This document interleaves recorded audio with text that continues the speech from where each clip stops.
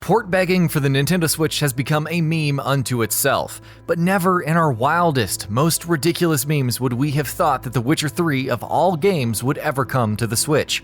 Until recently, that is. Because, believe it or not, The Witcher 3, one of the biggest, most demanding, and most ambitious games of this generation, is coming to Nintendo's tiny little underpowered hybrid.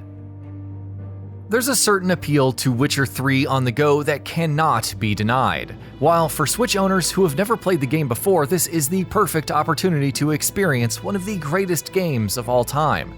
As the game approaches its Switch release, in this feature, we'll be taking a look at 11 vital things that you need to know about this unlikely and unexpected port. What it includes. So, first things first, what exactly does The Witcher 3's Switch launch include? Well, CD Projekt Red are calling it the Witcher 3 Complete Edition, and it's certainly going to live up to that name. It will, of course, include the base game itself, but on top of that, you can also expect the package to include all post-launch content released for the game. That's like 200 hours of gameplay right there. The full experience. You don't have to worry about this being a Final Fantasy XV Pocket Edition kind of situation. CD Projekt Red have given assurances that The Witcher 3 on the Switch is very much going to be the full experience. There is no content that is going to be cut, nothing has been downsized or pared back because of hardware limitations. It's The Witcher 3 in all of its glory, minus the technical cutbacks, of course. Which brings us to our next point, conveniently enough. Resolution. The big question. How is this game even running on the Switch? Well, as you may have guessed, the answer is with some predictable sacrifices.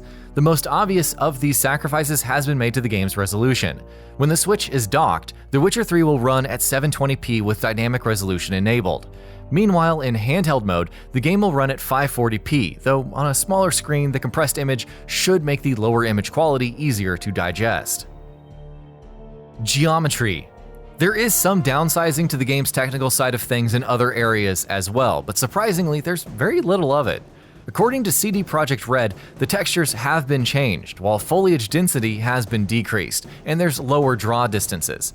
However, character models are mostly unchanged, while the developers say the geometry in the game is pretty much the same as the PS4 and Xbox One versions.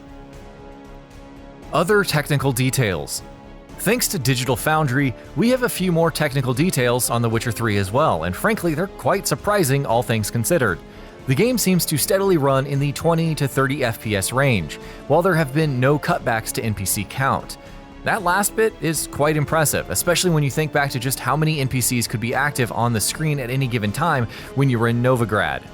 Meanwhile, the game does use half-rate animations for objects that are further in the distance from the player. Updated UI. According to CD Projekt Red, the biggest challenge in getting The Witcher 3 ported to the Switch didn't come in the shape of the console's hardware limitations, but in terms of how the game would control and how its UI would be changed. In fact, on the Switch, the game features a different UI as compared to the PS4, Xbox One, and PC versions of the game. File size. By Nintendo Switch standards, The Witcher 3 is going to be an absolutely massive game in terms of file size. It'll require 28.1 gigabytes of free space in your system storage, and though that might not seem like much by today's standards, it's worth noting that Switch games rarely ever require that much storage space. By comparison, the game's Complete Edition on the Xbox One requires 39.91 gigabytes, so there isn't too much of a gap. This is also one of the only Switch games to date to use a 32 gigabyte cart for its physical version. No cross saves.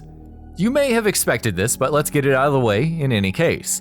CD Projekt Red have confirmed that The Witcher 3 on the Switch will not support cross-saves, which means that if you have ongoing saves of the game on any other platforms the game has already released on, you will not be able to carry over your progress and continue your save from that point on in the Switch.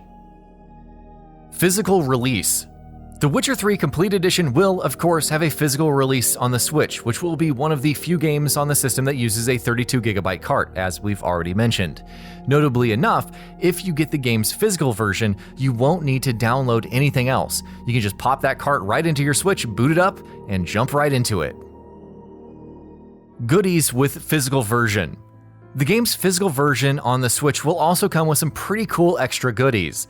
There will, of course, be the game itself, but on top of that, you can also expect to receive a physical map of the game's world. As a nice little bonus, the package will also include a couple of stickers. Price. So how much is the entire package going to set you back? Well, about what you'd expect, really. The Witcher 3 Complete Edition on the Switch will be sold at the regular $60 price tag. That includes the game's digital version, as well as its physical release, with all of the extra goodies that we've already talked about.